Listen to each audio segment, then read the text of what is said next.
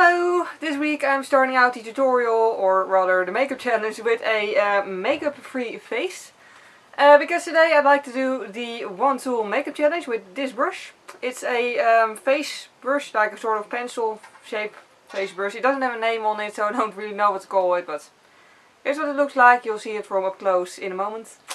Yeah, I've already done the one product challenge with a brown Catrice lipstick, and this time I just really wanted to do a one tool challenge. It just seems like fun. And yeah, I have no idea how this is going to turn out, so let's get started. So here you can see the brush without a name up close. I'm just calling it a big face pencil brush. Yeah. And I've started out using foundation with this brush, which actually worked quite nicely. Like, it's a very soft brush. It's like pretty much one of the softest brushes I've ever felt on my face. However, I did really feel like it sucked up a lot of product. Like, I had to use twice as much of this foundation to even get it to cover. And later when I washed the brush, a lot of foundation still came out. Same pretty much went for concealer. I used a liquid concealer, yeah, as opposed to a cream one, because this brush is very soft. And I didn't feel like it would do all that well at blending a cream concealer. Still feels weird to apply concealer with this brush, because I just really never do that. But yeah, that actually worked quite nicely, although again, the same thing as with the foundation. I did feel as if it sucked up quite a lot of product. Then on the powder, well, obviously underneath my eyes and on the T-zone and all, it went great, because that's pretty much what I always use this brush for anyway. But I did notice on the rest of the face that it's, well, like, it works and it applies a lot of powder, but it takes an H&F at least. So yeah. So yeah, it does work, but that's probably not going to be something that I'll use this brush for very often. And yeah, then I decided to go for full-on shaping and highlighting, just to see how that would go. I usually do use this brush for highlighting like this, but I've never used it for shaping before actually. So that was pretty much the part that I was the most curious about, because this is just, you know, how I usually use the brush. But yeah, I was actually worried that it would be way too dark, because this brush is like, it gives off a lot of color, like it gives a lot of product. But it actually went pretty well. I did apply a little bit too much on my forehead. But yeah, overall the shaping actually went quite smoothly. Just had to be careful not to apply too much. And on the most important part, my cheekbones, I actually really like how it turned out. I'm actually considering just using this brush for that more often, because I don't know why I never tried, but it's actually like the complete perfect brush for it. Like, it looks exactly as I want it to look, without much effort at all.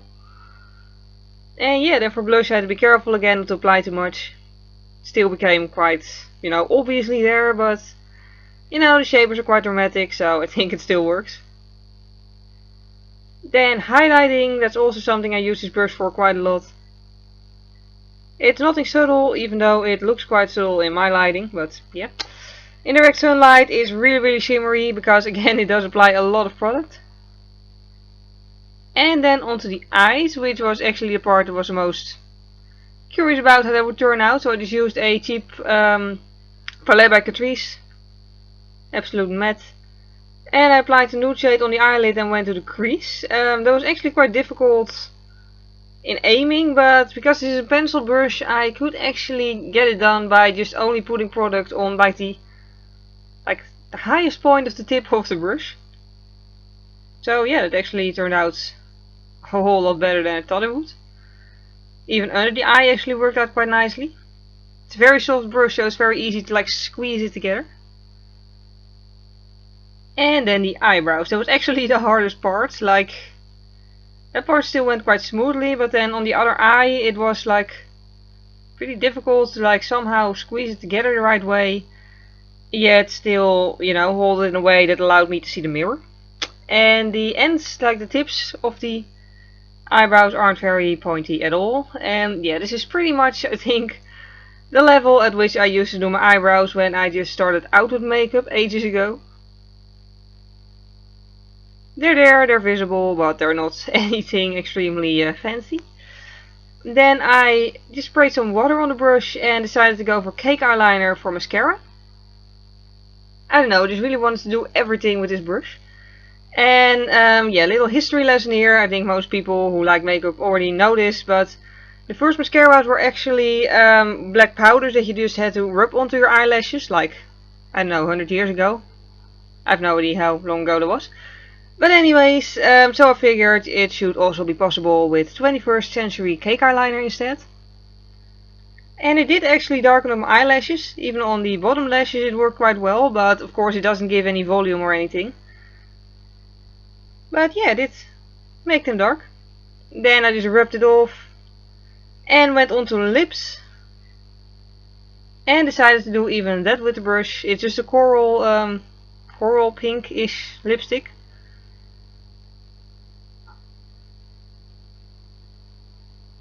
And at first I tried to squeeze the brush together to get it done, but actually it turned out that it works better somehow to just use the brush as it is, and yeah, just applies it more thickly that way. Actually, I expected this part to be like a complete disaster, but even this still worked out quite nicely. Like, again, like there's no real nice lip line or anything, but it is in the right place. So yeah. So, in conclusion, this turned out like 100 times better than I expected it to. Like, it obviously didn't turn into like the most classy makeup ever. It's more like neutral eyes and then slightly pinkish lips. So yeah, very casual look, but still it's on there and it doesn't look hideous. Like, I would still go outside wearing this. So yeah, I'm very surprised and pleased with this brush. Like, I only use it for like under eye powder. But especially the shaping I really love. So yeah, in conclusion, if I'd be trapped on a deserted island and I'd only be allowed to bring one single makeup brush, I'd pick this one. So yeah, if you want to do this challenge as well, then you know, like, if you're going to put it online, of course, please let me know, because I'd love to watch it. Because yeah, I mean, you really do actually find out new users for makeup brushes. But yeah, for now, thank you very much for watching and see you next time. Bye! It can sort of have fallout if you don't like tap off the brush well enough. Also, I always sort of already blend it while applying it, because otherwise